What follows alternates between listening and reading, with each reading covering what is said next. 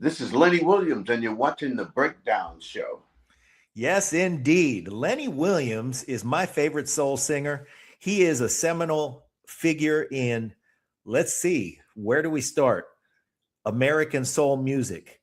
Oakland, which is, of course, I would say an epicenter in African American culture in the United States and in music. And he is most commonly known for the very brief but very fruitful tenure that he had in the band Tower of Power, which I would say I would classify Tower of Power as probably, along with Earth, Wind, and Fire, the band that has had the most longevity in soul music, and just a foundation of the funk.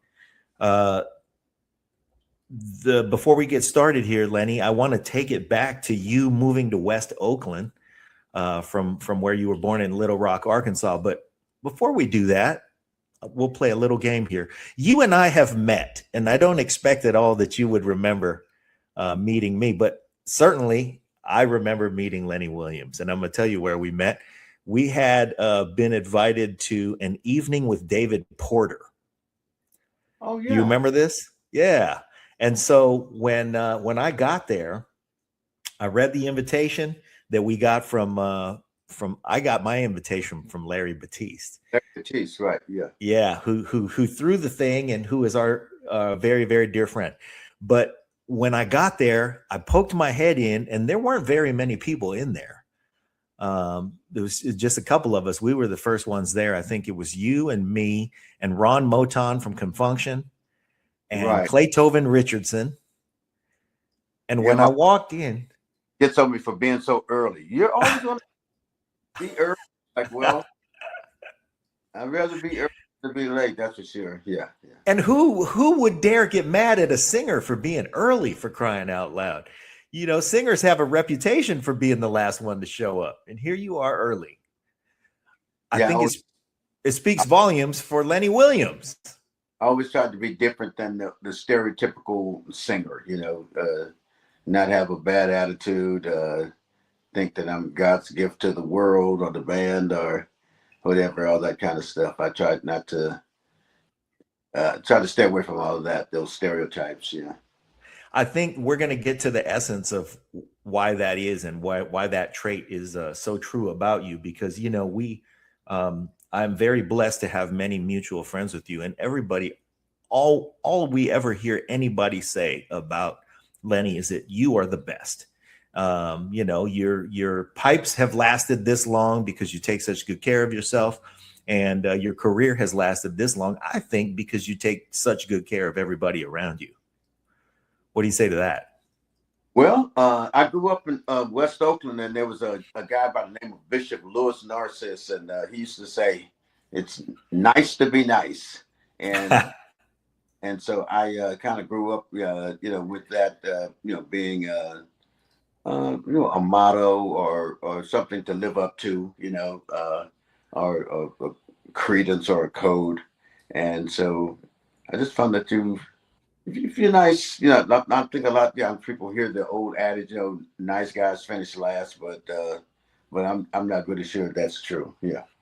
Yeah, we don't believe that. What about your beginnings in music? Did he also launch you into the choir and get you singing? No, I never did go to his church. He was a famous guy. He drove.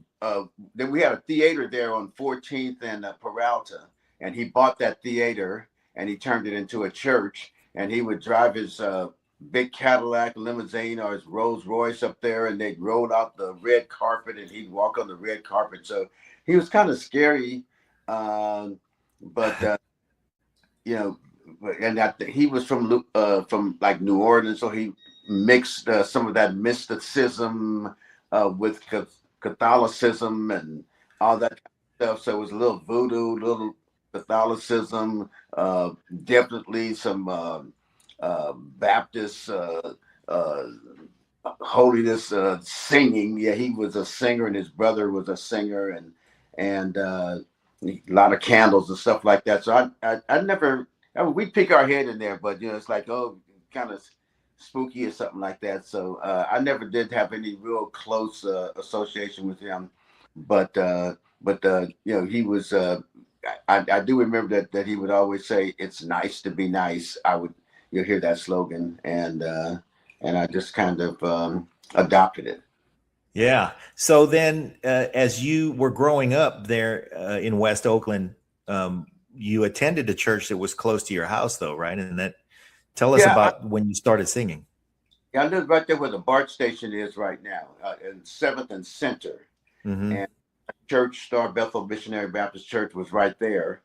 And right in the back of the church, Mr. Patterson, he had a junkyard, and then he had a little house in the back, and then he had a big house up front, and we lived in that little house there. So I, right in the back of the church, and my all my favorite things were there. My family, and then the church, and then right across the street was the boxing gym, which I love boxing, and right down on the same street with the church, maybe like half a block down, was the radio station, and Okay. sit there. The disc jockeys would sit in the window and be talking all that jive, and I'd walk down there and just stand there and listen to that and sneak over So to the. so hold on, because this is important. You could hear them on the radio, but watch them through the window. Yeah, you go down, just stand there and just watch them, and they're right there in the picture, picture glass window there. They'd be there and playing their music, and that was the old days. The records and stuff, and they Yeah. talking junk and stuff like that. And I think that might have been before transistor radios, before transistors. Right. So you had, let's see, that radio station would have predated KDIA, right? But that was the radio station that became KDIA. Is that right? BR at that time, I believe. Yeah, KWBR. KWBR. If my memory serves me right. Yeah, KWBR was a radio Yeah. station. Had Gorgeous George and let's see, Jumping somebody, who knows? But it was, the radio station was like, you could hear them on there, and they'd be like, Barbara Jane Jackson, your mama said you better come home right now. True neighborhood radio station. Whipping that night. Wow, in the neighborhood. But that was the radio station that became KDIA. So really what you were experiencing in the neighborhood was there were two soul stations that existed in the Bay Area back then. It was KDIA and KSOL.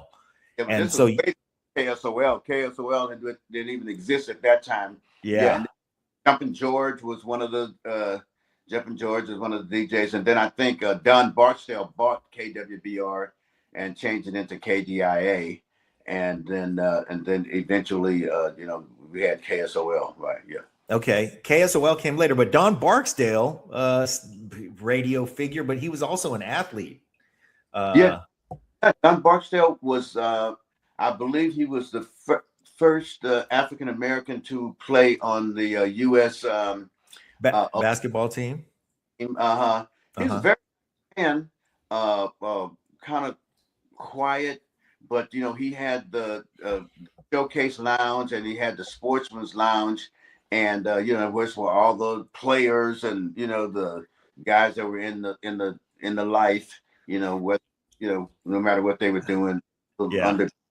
where they all kind of went and hung out and stuff like that. And so now is this, because this is not, we love Don Barksdale, but we want to celebrate Lenny Williams today, not Don Barksdale. He had clubs though. Were those the clubs that you played at? Well, I don't know if I ever really played at any of those clubs. That's where I got discovered. Okay. Show on Thursday nights. Talent show. Yeah. Talent show every Thursday night. You could go down and win $25, and $25 was a lot of money back in that day, and so my buddy Clarence Anderson talked me into going down there and being on the talent show, and then I went down and I won, and so that's how I started hanging out there. But I sang there, but I never did an official gig there where I got paid to do that. You know, so I won a talent show, and or just over and over and over again. Yeah, right. It was like, let me go down there and get my money. Yeah, right. It's like my. But you get your $25, and then eventually that led to you getting signed to Fantasy Records. Yeah, my friend Clarence. It was funny. He had a little bit of Colonel Parker in him. Like, we get the 25. He want 12.50, right? That's like, So, but yeah. So then I was down there one night, and I sang, and the guy came up to me, Ray Shanklin, who at that time was A&R for Fantasy, and he asked me if I wanted to make a record, and I was like, yeah, cool. And so then he took me over to Treat Street in San Francisco, and then that's where I got started with Fantasy. At that time, Saul Zaentz, who became the famous owner of Fantasy Records. He, at that time, I believe he was just the accountant, and I think Saul Weiss was the principal person, and Roger Collins was the star of Fantasy at that time. He had the record out, She's Looking Good, and I met a young kid named John Fogerty who worked in the stock room there, and slow down. So he worked in the stock room. You were just getting signed. Yeah. So you guys were really bottom of the totem pole, palling around. Oh yeah, when Roger Collins pulled up, it's like, put your brakes on, everybody go to your corners, and whatever. Here comes Roger, right? He pulled up in the big Lincoln Continental, and it was Roger Collins' time. And of course, they owned all the old Vince Guaraldi and the West Montgomery catalogs and stuff like that. So there was business going on with all of that, and so John, he had the group, the Gollywogs, at that time. Gollywogs, wow. Yeah. The Gollywogs. So I just, if anybody's head is ringing, there is a connection there between John Fogerty and Saul Zaentz, who you mentioned, because Saul Zaentz very famously became John Fogerty's manager and owned his catalog for a long, long time until pretty recently. Yeah, he owned the catalog, and it was kind of sad to see, because Saul was very instrumental in my career, my life, and instrumental in John's life, and but that the music business is just fraught with these crazy contracts that everybody was signing at that time, and they owned everything that you did, and it's like, we own this, and no matter what it may become in the future. So nobody knew about cassettes and CDs and kind of stuff, and so thank God that Congress at some point figured out a way that artists could kind of redeem their dignity and and the revenue streams, and avoid those a lot of those antiquated contracts that we signed back in those days. Yeah, there used to be a little clause, and this is germane to the story. There used to be a little clause in there that would say something along the lines of, in all media, known or unknown, for perpetuity. Which meant if they invented something like the CD, then the label would still own it. The reason I bring this up, because again, this is the Lenny Williams episode, not the John Fogerty episode, but you have enjoyed the longevity of your career partly because you have made some small decisions in the past that ended up being some very savvy business directions that kept you getting paid, like owning your own publishing. Right. It was real interesting. I mean, I signed one of those contracts back in the day, but I went to Saul Zaentz, and nothing wasn't happening for me. And I asked him if he could release me from my contract. He said, "You got something else going on?" I said, "No, but I just kind of feel like if I'm unencumbered, you know what I mean, that maybe something good will come to me, And so then I up with Larry Graham, and he was in Sly and the Family Stone at that time, and I was at his house, and he was getting ready to Sly's group was breaking up, and people were coming down from Los Angeles trying to sign Larry, and he was kind of showcasing me a little bit. And so one night we were there, and I didn't want to go home. Kind of foggy. It was late, and so I just went in the bedroom and went to sleep. And I woke up the next morning, and there was two beds in that room. There was a young lady sleeping in the other bed, right? And so Hello. yeah, right, yeah, right, yeah. So first my mind was kind of carnal, but we started talking, and she had heard me singing that night. And then she was like, "Well, do you write?" And I was like, "Yeah, I've been writing with Larry, and different things like that." And then she's like, "Well, do you have your own publishing?" And so she told me how to get my publishing company and everything like that. And so she went back to Los Angeles. She said, "But call me Monday, and I'll walk you all the way through it." And she walked me through it. That's when you had to pay to make long distance phone calls too, right? Yes. So By the and minute. invest a little bit into that, and so she taught me about publishing, and I established it, and wow, it was just a perfect right turn for me at that particular time. Yeah, in my life. Because you managed to stick by your mantra of being nice. Well, yeah, I was Because nice you that. could have been a dog that night. It might have not turned out that way.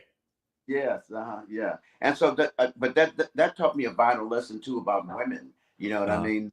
Um, that young guy. We think of women as being beautiful, and we want to get with them and all that kind of stuff. But not to just immediate. I mean, this is one of the biggest. This is one of the best things that ever happened to me in my life. To have my publishing at such a young age, and to think that I could have ruined it all by just trying to be physical as opposed to having a conversation with this woman. And so Sandra Newman was her name. I was just saying that generally in the music business, and we think of the sex, drugs, and rock and roll, but that particular night, I wasn't think, I didn't let sex and drugs, interfere,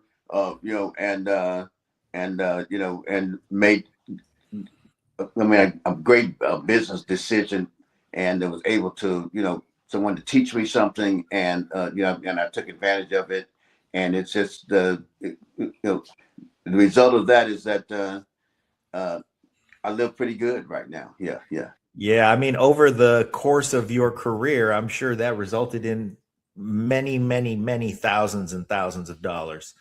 I Just, probably say millions, yeah. millions, I, and I didn't want to assume as much, but yeah, you've had a long career with a lot of hits that you published. yeah, that I had opportunity to write and publish, and so it's uh tip my hat to Sandra Newman. Yeah, yeah, right, yeah. Yeah. Whatever happened to Sandra? Do you know? Are you still in touch? About 4 years ago. Yeah, she Oh passed my away. goodness. Yeah. Well, God bless her. Now, I want to talk about your progression here because we got as far as you got your fantasy deal. And then at what point did you meet up with the guys who became Tower of Power? Well, it's real interesting.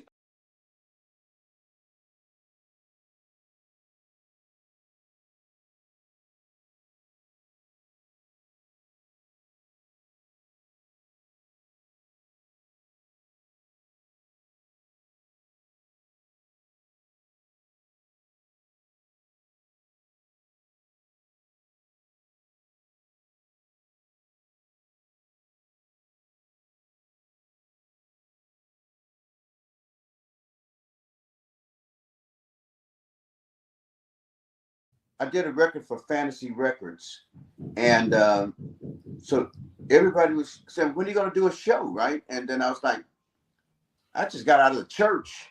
I was a church boy. I know nothing about how to do a show or anything, or put a band together." And so in this apartment building I was living in, there was this girl. Her name was Sharon, and she was like, "Hey, the mailman." Yeah, she's kind of flirting with the mailman. She says he manages bands, and so she introduced me to the mailman. I think his name was Lavelle Willis, and he said, "Oh yeah, I got this little band out in Fremont called the Motown Soul Band. I'm gonna hook you up with them." So he takes me out to Fremont, and half of the guys are just graduating from high school, and the other half are still in high school. So I think we did a couple of things together, rehearsed, and did one or two shows. And so it's like, man, I'm I'm I was 20, I could legitimately sneak into clubs, but these guys, baby face, you see them a mile away, they're not supposed to be there. So it's like, okay, I'm gonna put these guys on ice and maybe revisit them. So then started hanging out with Larry Graham. Larry's writing all these songs for the first Graham Central Station album. So he's like, I Yeah. want to work on this stuff. So he's like, okay, I'm gonna call this band called Tower Power to come over. So he calls them. They come in. So, oh, I know these guys. Just the Motown soul band. So we reunited, and then Had enough time passed that they became adults by then? yeah they were doing their thing then, right? And so then I started writing with them. They had a manager named Lou Gordon, and Okay. and so he said, "Why don't you write some stuff?" So I started writing, and then I think on the second album with the chicken bone thing, Bump wrote a, City. yeah, right, Bump City, yeah, and wrote for them, wrote with Mimi and Doctor on that album, and then we just started hanging out together, and then the next thing I know they were having problems with Rick, Yeah. and uh, I guess Rufus left and they did that whole album right there, Bump City with Rick, and Mm-hmm. then they having problems with Rick, God and rest his soul. a couple times they had asked me would I take over, and it didn't happen. Everybody kind of like got uh, you know uh, I guess got kind of got a little weak kneed. They were wondering, well, should we or should we not or whatever. So it just didn't work. And then finally they called again, and bam, it happened. Yeah. So when they called again, though, I think a lot of people are probably familiar with the story of Rick Stevens, and we're not, we're not speaking ill of the departed. God bless him. He ended up in an incident where he shot and killed some people in a heroin deal, and he Right. went to prison for a very long time, and then thank goodness had a wonderful redemption story and ended up coming out and resuming singing and before he passed away. Yeah, but a But at lot of this time, oh, so go ahead. that that happened, and then I got in the group. I was in I was in the group when that happened. Yeah. I So was in they the had already, these problems existed already.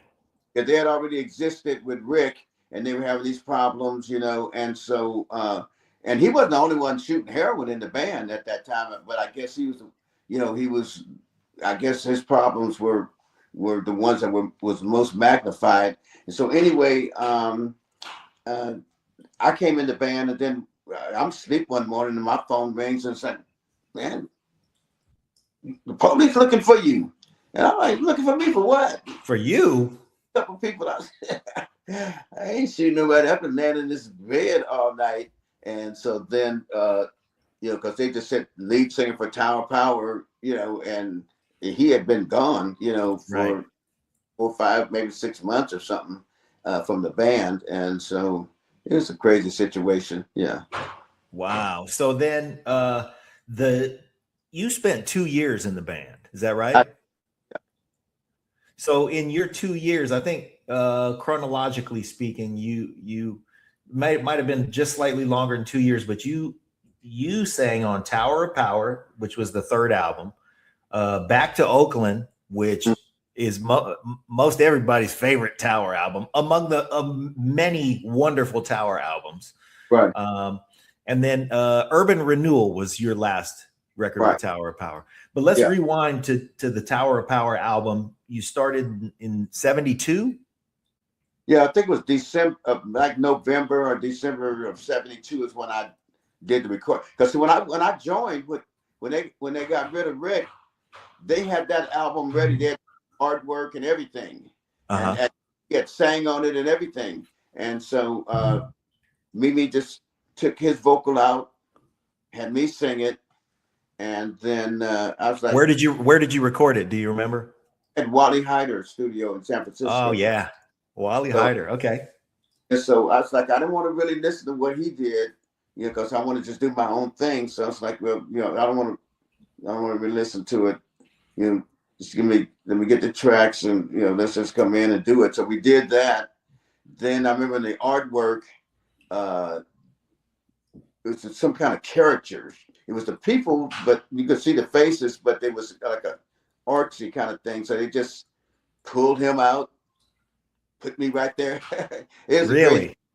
like a little component, and bam, and Warner Brothers didn't even know that it was a new singer, until the record hit, so very hard to go hit. And it's like, oh, damn, they got a new singer and everything, so it's an interesting time. Yeah. So Very Hard to Go was your first hit with the band. Yeah. Now, they had this was their third album. So Down to the Nightclub had come out, and You're Still a Young Man had come out. So they had already started their ascent. Right. And then when you came along, I think So Very Hard to Go, though, that was a skyrocket hit. Yeah, bam, it just boom, went straight to the moon. Yeah.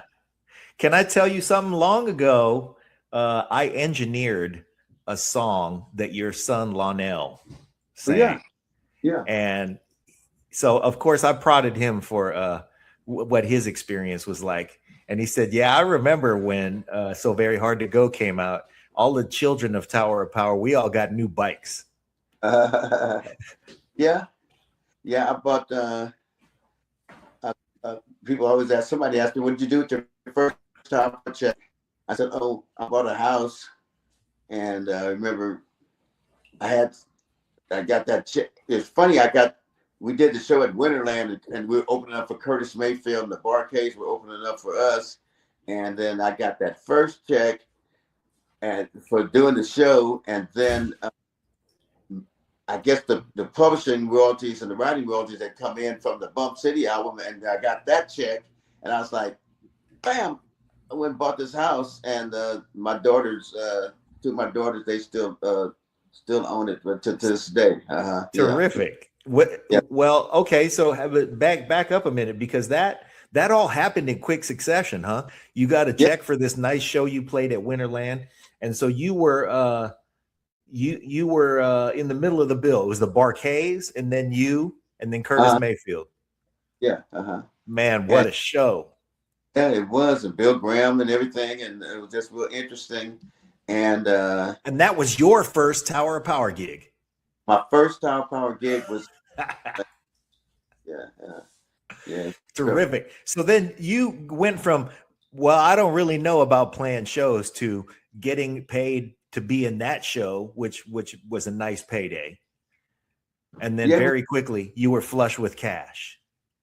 Yeah, I mean, it's funny though. I look at some of those Tower of Power checks, that I got back in those days.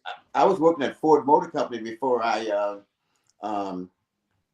started with Tower, and I was making more money at Ford than I was with Tower of Power. Of course, because the Mustang was out, and everybody was buying Mustangs, and it was 1973, and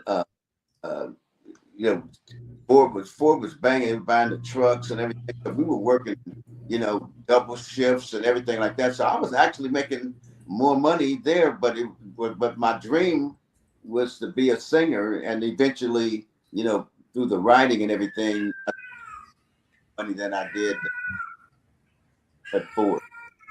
Okay, that's good. I'm glad it turned out like that. Yeah. So then, okay, moving forward though, you spent just 2 years with Tower, and those 2 years were so crucial to the Tower of Power canon. Those 3 albums were, and like I said, many great albums from Tower, and we love them to this day. And such an important part of my musical upbringing, because of course, when you were making those records, I was a very small child, but my dad was a sax player. So of course we had Tower of Power records in the house all the time. And those records were, they were a big part of, I took lessons from Dave too. Yeah. So in those very short years, you had this great experience of suddenly becoming a music superstar. Uh, what else was going on while you were doing that? I mean, was it your life concentrated on Tower of Power, or were you writing with other people still? Other people, writing by myself, writing with Mimi and Doctor, and Okay. but then I guess we went to a European tour with the Warner Brothers and all the acts, Little Feat and Doobie Brothers and Ronnie Montrose, all those bands. We went on the road and a couple of guys in the band, somebody in the band. We went into Germany and into Frankfurt, and somebody I found out somebody snuck a heroin kit in. And so at that point, I was like, I just got to go. I had my two sons, and I was like, Lionel and Leonard, and I was like, I'm not going to, I just don't want to get in no trouble. And Wow. separated from my son, so that's when I made the decision to leave the band. And I told Emilio that when we get home. They need to try to find somebody else. Of course, there's always somebody around. Stubbs stepped in for a long time, and so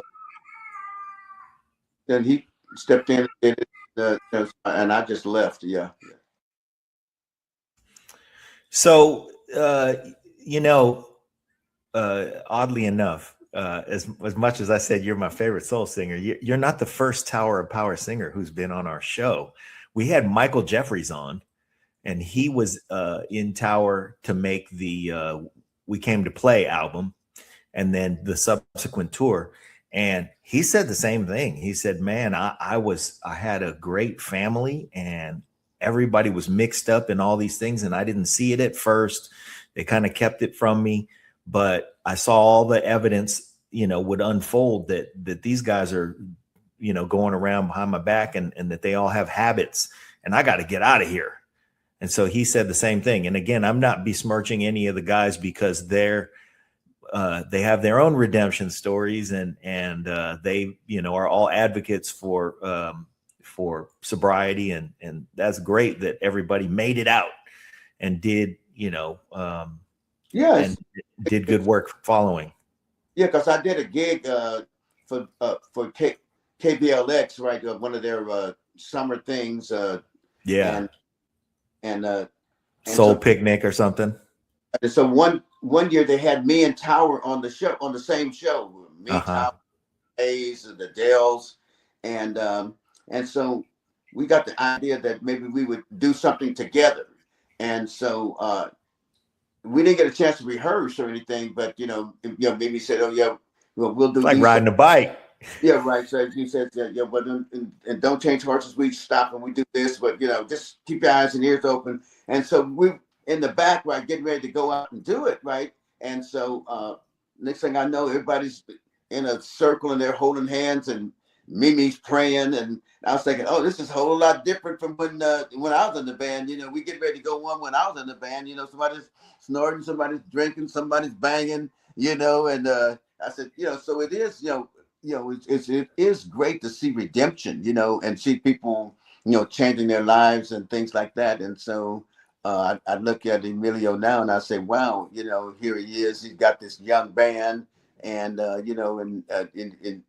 his teaching these guys abstinence and making good decisions about life and health and things like that. And so it's just amazing how that people can definitely change the way they walk. Right. Yeah. It's how they were able to keep doing it. Yeah. Yeah. So you have had, though, musical peers. I mean, the people you've been on stage with, you just, mentioned all the Warner acts that you bundled up with to go to Europe. But I mean, you've been on stage with literally everybody, because when I say you're my favorite soul singer, I'm not alone in the world. There are so many of the singers now, contemporary singers whose influence you are very heavy upon, who have welcomed you on the stage. But at that time, and you're emerging as a solo artist, but you're writing songs with it. By then, you had written songs with Johnny Guitar Watson, and like you said, Larry Graham, plenty of songs. You know, you'd had musical associations with Andre Crouch and Billy Preston, and so you had a launching pad, and you were going to come home in an environment that you could create that wasn't so drug laden, and be able to, you know, give that example to your sons. Where do you go from there? What did you go to Warner? Did they welcome you as a solo artist when you left the band, or what'd you do from there? Well, even while I was with the band, I did an album over there in Warner Brothers, and it didn't, it didn't hit, right? And so then I was working on the second one, and then when I left the band, they just decided we just would part ways. And so I went to, then I went to Motown, and I did another.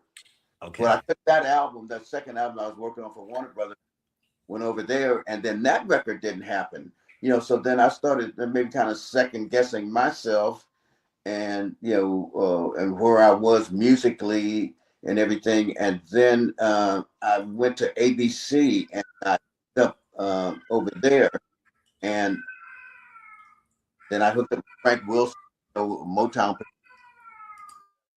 them, and then we did a record, Choosing You, and bam, all of a sudden, I sold 475,000 records, and so then we did the Spark of Love album and sold 1 million, and I got my first gold record, and it's just been an interesting ride, just an interesting ride, and then I got on some nice tours because Sandy Newman, she was real good friends with Dick Allen over at William Morris, and so I did the Teddy Pendergrass tour, and oh boy, Hadley Cole tour, and so I was out there doing my thing, and being seen by all these people, and have my records out. So then I do a good show, and the people record sales are going up, and so it was just a fantastic time period. Yeah. Yeah, and your solo career had started. And then somebody had the good sense at William Morris to say,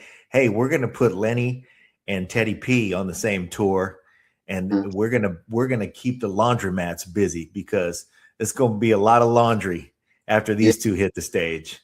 Yeah, yeah. So we did that with Teddy. Teddy was real nice.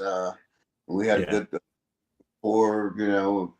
We were competitive, but no jealousies, or and if there were any, we were able to manage it and everything. Great tour, and so we, it just, like I said, things were just running. The engine was running really smooth. Yeah. That sounds great. Did you meet Shep Gordon at that time? Yeah, all those people. Yeah. Yeah. So then you mentioned Natalie Cole. After that, really, the sky's the limit because you were the caliber of star that you could be paired up with anybody. Right. And then, I was doing gigs, all kinds of gigs, I can't think of all the people, but just everybody that was out there, me, people, Bryson, you name it, Earth, Wind, and Fire, I think the Gap Band, the Gap Band. Charlie and them hadn't really. They kind of came a little later, They were in LA but then they started hitting, doing stuff with the Emotions. Just everybody that was out there. I was doing stuff for Grover Washington Jr., you name it. Well, your versatility too. I mean, you've got such great capabilities that you can sonically fit in wherever somebody is or is not. And, so that means that you could pair up with any artist. And in that kind of a situation, when you were doing that work, were you still living in Oakland? I think I was still living in Oakland. Yeah, I was still living in Oakland. Same house that I bought, that your daughters have now.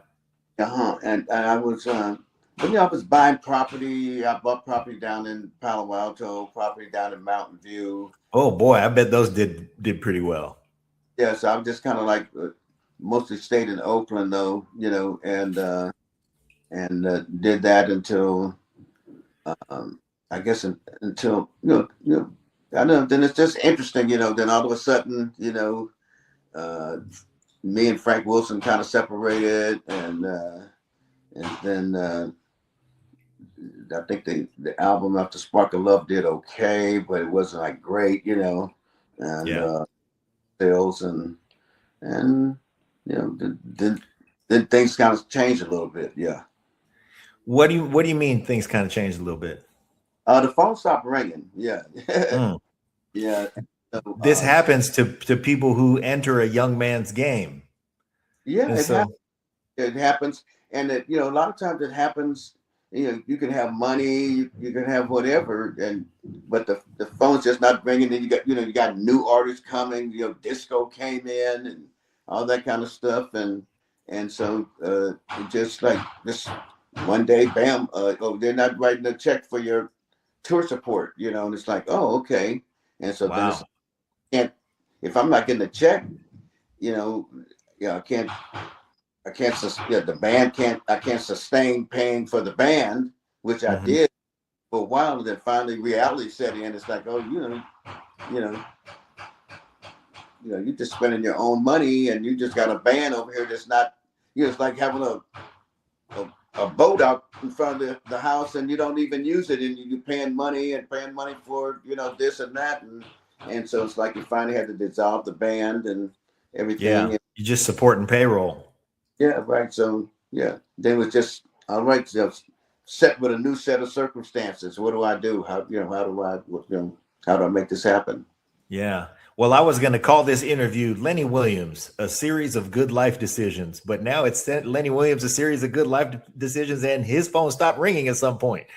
Yeah. So how do you persevere through those years? Because it sure seems like you've created a new existence for yourself where, you've always lived in the music business on your own terms, and Mm. you just figured out how to make your terms change with the times. Yeah. So then what I did was then I got a divorce. The big D, Mm. and so then it was just kind of starting all over. And so typical thing. My ex-wife got the house, got this, got that, whatever, and she deserved it. And so then I I I was at Melvin Belli's office one day, and the famous lawyer trying to talk to him about the situation that I'd gotten into, where the money was funny, and Mhm. so um, I started talking to this young lady there, and she was like, "What do you do?" And I said, "Oh well, recently divorced, and so I just volunteered at my daughter's school." And so I go over there, and I just every day I volunteer and I work with the kids and stuff like that. And then they have a lot of problems in Oakland with the black boys, and so here's a black guy, what I mean, male, and so the boys kind of like me, and instead of sending them to the office, I'd be at the library and they'd send them down to me, and and I talk to them and everything and try to influence them and stuff. And so I'm a professional volunteer at the schools that my daughters go to. She said, "Wow, well, I'm on the board at the West Side Mental Health Clinic. Have you ever thought about doing that professionally?" And I was like, "Yeah." I said, "When I was in college, my major was like sociology, psychology, stuff like that." And so took me over to West Side Mental Health Clinic there in the Fillmore district of San Francisco, and I met the people, and then they started sending me, to school and going to these classes, and so then I I just started working for them and getting paid to work with all the different areas of San Francisco. They had a lot of gang violence at that time, and in the '80s, and so I was working with probation, drug diversion, dealing with all the young Wow. people there. So I wound up doing that for I looked up and I was doing that for about 10 years. And Wow. then and then one day a buddy of mine called me, Andrew Ashford, and he was like, "Hey man, I was down in Louisiana, man. They love you down there." He said, Mm-hmm. "I said the show. I ain't been on stage or nothing in 8 or 9 years." And he's like, "Yeah." And so I went down and I did a show. He put a band together for me, Once and again, like riding a bike. yeah. So I was like, "Oh damn." So then I was like, "Oh, that's cool." And so I started going down south doing that, maybe once a month or something. And then somebody asked me about being in a stage play. And I said, okay, maybe I'll do that. So I would go out on the weekends and do these stage plays. And they basically had me there to kind of, put butts in the seat, give me a few lines and everything. And then I did that. And then somebody said, man, Steve Harvey's doing all this stuff about you you know, in his routine. And then the next thing you know, the Kings of Comedy movie came out, and then the phone started ringing again. Everybody wanted to know, Yes. who the hell is Lenny? What is he doing? And then I started going out sometimes on the weekends doing things, but I was like, I got to be back. I got to be You back had to a day work job. on Monday. Yeah, right. And then somebody said they want you to come to England, and so then I talked to my boss and Dr. Miller, and he's like, man, I don't care what you do, just as long as your productivity is cool. You go wherever you want to go. You can go to the moon, just as long as your numbers are good. That was pretty cool, right? So next thing you know, I was over in England, and And then then everybody knows England likes American soul singers better than America does. right, yeah. So I'm over there, and and treat me like royalty and stuff. And then the next thing I know, Kanye West, I think, yeah, Kanye West called, and then they did something with my music, and then the next thing you know, I started getting, they sampled my music, and I started getting, just checks that I couldn't even imagine, you know, and I wound up getting a gold record, platinum record, double platinum record for, writing the rap song of the year.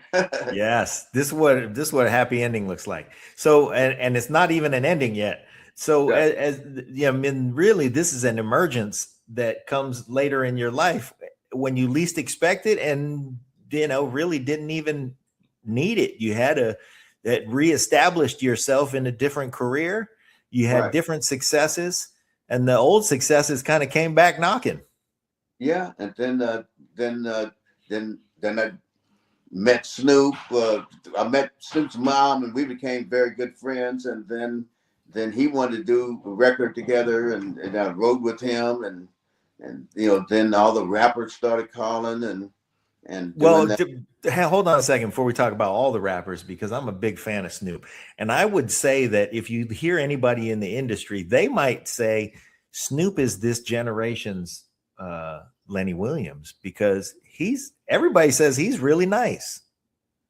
Well, the first time I met Snoop, I did a show down in L.A. and his aunt came and got me, Mhm. and his mother told me, my son wants to meet you, right? And so because his mother and my wife and we became very close. She used to come to us, and every Christmas she'd come and stay at our house and everything. And so we were very close. But I hadn't met Snoop, so she invited me to come up. So I came up, and then he was like, "Man, I never done a song for my mom." He said, Ah, "Got this idea," and so he just turned up. He had a studio. He turned the music on and looped it, and gave me a pad and the pencil and left. And so then I sat there scribble something out. and you need anything? I said, oh no, I got it. I got it already. I'm ready to go. And so he's like, okay. So we did the record and everything, Mhm. and Just give me one take. yeah. And so he something was happening on the board, right? And so and so all these guys were around, a lot of Snoop's boys, he's still, Big you know, entourage. he's got his boys, that he grew up Yeah. with, they're all there. And so here's this 6'7" guy lays down on his back and gets under the board and starts putting patch, when the patch bay, putting stuff, which any of these guys would have done it. Oh, I do it, Snoop, but he did it. And so I was like, wow. And then I remember that night he wanted to go to do a video, and he was asking his mom. They all lived in the same house, and he said, "Mom, you think you could watch the kids tonight? So Shantae and I could take Shantae to the video shoot, So it was real interesting, and he was going through a lot of stuff at that time. He had left death row, and but he's like the super nicest young man. I imagine he can not be nice if he, I mean, It's certainly a business that can ruin people, especially with the stratospheric success that he's had. He yeah, doesn't have to be nice to anybody. He chooses it. yeah, he's just and his wife Shantae, yeah, they're nice, yeah, they're really, really, Yeah. really, really, really beautiful people, and I've Very. never had a bad incident with him. His brothers, he lost his younger brother Bing a couple years ago, and his brother Mhm. Jerry. The whole family is just really, really nice. Yeah, yeah. Wow. So get wrecked with Snoop, then he, and then did something with E40, Too Short, just doing my thing. So right now I just do a lot of, I'm kind of like into doing a lot of blues now. So I do that, and I Can do I tell you my favorite modern Lenny Williams song is She Took My Draws? pick my drums. Yeah, yeah. So they got this thing down there in the South where they call it Southern Soul, and it's a hybrid between blues and R&B, and and I don't even understand the copyrights because everybody kind of uses the same music and they just change the lyrics or whatever. This kid King George is actually kind of doing something a little bit different. He's more kind of like a gospel quartet type thing, which really stands out. But I do that, and a lot of the songs are, you know, I guess they're country songs in a way. It's like you think of living in the country. What do? You work all day and you baling hay and tending to the animals and tilling the land. And when you get off, using no big city lights and nothing. So what do? You have a drink and you make love, And so the songs are, generally about having a good time, The simple pleasures. yeah, right, and making love, whatever, with your wife, your girlfriend, or your cousin, Or maybe both. yeah. Being down south, you listen, and I used to hear my mama and grandmama and them talk about all the different ways that you can keep a man, and they used to say, yeah, if you got a real good man and you don't want to lose him, you get a pair of his drawers and you bear, and it gets a little. It's a little sketchy. It's like some people say under the steps in the front porch, under the front porch, and then some people say the backyard. But all I know is like, you just get a pair of those drawers and you bury them right. And then some people say they're supposed to be clean, some say they're supposed to be dirty. So you're just like, you just got to figure it out. But I said, well, I'm gonna write a song about that. I was hanging out with my friend Derek Allen, DOA down in Sacramento, and Yeah. Wow. and Derek Allen, huh? yeah, That's a name I hadn't heard in a long, long time. yeah. So I called him up one day and I said, hey, what you doing, D? And he said, oh, nothing. I'm working on. He's producing the artist Kim, right? And he says, Mhm. I'm producing Kim. I said, oh man, Kim got all that money. I want to hang out with you today. I said, can I hang out with you? And he's like, yeah, come on down. So I went down and he said, you want to write a song? And I said, yeah. And I said, I've been thinking about writing a song. I said, but I'm a little ashamed to tell you. He said, what? I want to write a song called She Took My Drawers. He fell out laughing. And the next thing you know, within about 25 minutes, we had the framework all down, and it just worked out. And and then I played for Snoop. Matter of fact, and he's like, I hadn't seen Snoop in a while, and I was down in Long Beach, and he came to the show, and first thing he said to me is, "She took my drawers." I said, and I said, "Yeah, it'd be nice if you got on it." He said, "Yeah, you know how we do," but I was too ashamed. I know he's just so busy. I just didn't want to pressure him to get on it, you know. But Yeah. he offered, and I just didn't accept it. And I was like, man. Now I think about it, I should have accepted that. Yeah. Well, it's a good thing you're creative. I hope you come up with something that he'll want to do sometime soon, because everybody likes to give you your flowers, man. The first, of course, since we started this show, we always thought, who should we get on this show? And all kinds of names came up, but yours has always been on our list. And then we had a guest on who has become a good friend. And man, I love and admire this guy. And he said, you know who you should have on this show after his appearance? He said, Lenny Williams. And I said, oh man, Lenny Williams, of course. We would love to have him on the show. And that friend is Preston Glass. Oh, Preston Glass. Yeah, Preston Glass is an interesting person, very talented young writer. And I actually met Preston through, his wife, I grew up with her family, right? And Gina. Gina, and her sister's married to Larry, Tina. And so I grew up with family. And matter of fact, my brother is married to one of their first cousins. So I've been knowing him a long time. And so that's kind of how I met Preston. And then I also met him through Randy Jackson. Okay. The famous Randy Jackson from American Idol and and all that stuff like that. But never mind American Idol, the famous Randy Jackson, brilliant producer, magnificent bass player. Yeah, right.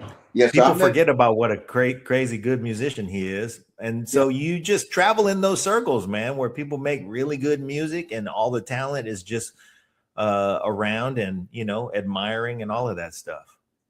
Yeah, it's hanging out. You know what I mean? It's like, it's like I say John Fogerty. I don't mean to like name drop, but but all that came from just hanging out. Because I was like a church boy in the church, and wanted to grow up and be a preacher and all of that, and then when I couldn't deal with all the religious stuff, pressures, and I got into singing, I just started hanging out, and then you just meet people, and and it wasn't like I grew up with a lot of these people. I did grow up like knowing Andre Crouch and Billy Preston, and and kind of followed them, but and Sly because of church, but then just getting out after leaving the church and getting out, all these people that I met, Johnny Guitar Watson, people like that, just hanging out, going out where they are, going to the club and trying to muster up enough courage to walk up and grab the mic. Grab a mic and ask them if I could, hang out with them and stuff like that. And well, we may have lost Lenny's connection there, but I'm going to continue to tell this story while he gets reconnected. When Lenny and I first met, we were at this event. It was an evening with David Porter, and David Porter is a legendary songwriter. He and Isaac Hayes wrote half of the Stax catalog and all kinds of, seminal R&B hits. So at that time, let's see. I think I hear you, Lenny. Are you there? Oh, God, come on, please. We lost your camera, but we have your audio. There we go. Yeah, so just... Uh-oh.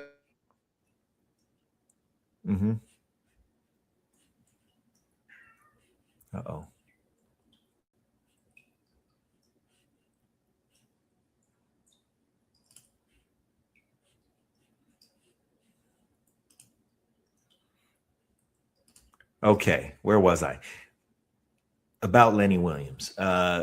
We met at this event, and he was one of the very few people who were there when I walked in. So it was just a few of us sitting in a circle, and he reached out his hand and said, "How you doing? I'm Lenny Williams." And all I could say was, "I know, I know, Lenny."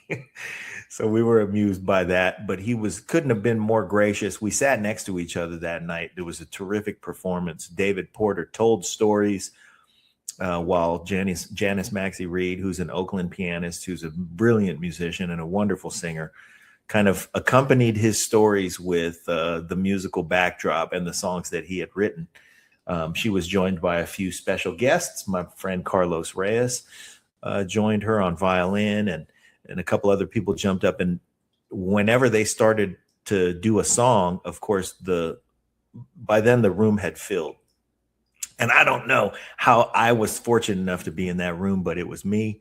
And then all of Oakland musical royalty, San Francisco musical royalty.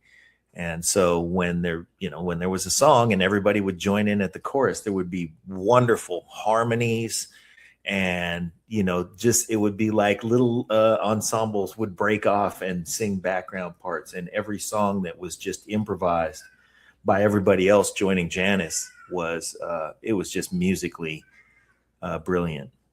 So much fun. And of course I got to sit next to Lenny Williams while he sang along to things, which he did so wonderfully.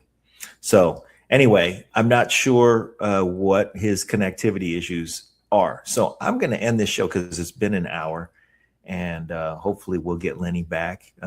But you were today watching something that I've been waiting to do for a very long time, because if you didn't get from the show, I'm a huge admirer and fan of Lenny Williams. He's been a wonderful influence. Here he is. Yeah. Okay. So Lenny, while you were gone, I recapped what happened that night we met at an evening with David Porter. And what I said in a nutshell was, we were surrounded by all these magnificent musicians and Janice Maxie Reid on the piano, and David Porter would tell a story, and then Janice would play the song that David wrote that had to do with that story, and the room would join in. And I happened to be, I had the pleasure of sitting next to you. So I just would open my ears, and, I'm a gigging musician. I sing okay, but that room was just like a brilliant choir.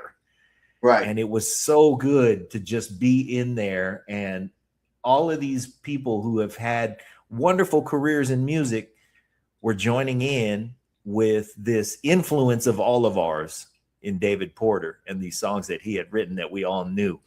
Right. Such a great night. But I remember that night, not just for that, but for the night that I got to hang out with Lenny Williams. Well, it's my pleasure to hang out with you, because, it's like when I hang out with younger people, I was looking like Dick Van Dyke, he just made 100, and, he's like, hey, I hang out with young people, and, you know what I mean? And I like to dance and frolic and everything. And so it's like, when you're with young energy, like I think about, we think about sports and we think, say, LeBron is old, he's 40, you know what I mean? And, yeah. But when you really look at it, sometimes you look at the music business and you look at great writers. You look at Bob Dylan. And when's the last time he wrote a hit? Or Smokey Robinson? Or you just go down the line of great writers. You know what I mean? When's it Phil Collins? You just go down the line and so I think that music is a young person's game. Mm-hmm. And the ideas and. You in the studio and maybe I'll say, oh yeah, it's right there. Then we're gonna leave it right there. The meter, and then they turn it up. Oh, you can't do that. The next thing it's 10 million seller. And so I think music is a young person's game. So I try to hang out with young people. My wife see me, put on my jeans and get a little sag on and Oakland, you're going down with those young kids. I'm like, yeah, I got to do that. Turn my hat backwards or something, and so so I think it's a young person's game. So people. But you still keep getting asked onto the court, and they still pass you the ball. Yeah, right. Yeah, so I like so always feel like that, people feel like, oh, I'm hanging out with Lenny, but I feel like, hey, I'm learning from, these youngsters, and, how they do things, how they say things, and so it's a shared experience, really, yeah. Terrific. Well, listen, I've had you for a long time, and I want you to come back. And next time you release something, I want you to come and we'll promote it and talk about it. And I'm going to leave on those words for you. But hang on for a minute, because I'm going to end this recording, and then I'll talk to you for a second when we go. Okay. Ladies and gentlemen, today's interview has been with Lenny Williams, and it has been a great pleasure for me. Thank you, Lenny. My pleasure. Yes, sir. Yeah. Okay, so the recording is over. I just wanted to thank you again and say, hey, anytime that you are doing anything, what I will do is, did you get the text message that I sent you? I probably did. Okay. When? Yeah, I sent it. When we lost connection, I sent you a text message that said, hey, go back to your link. Okay, so that is to say that I have your phone number. From that night that we met. So what I'm going to do is, I'll give you a call if anything comes up, and I'm going to offer this to you, man. If you think of anything to promote, to whatever, if you're having an event and you say, man, you know what? I could use somebody to man the door. I don't care what it is, Lenny.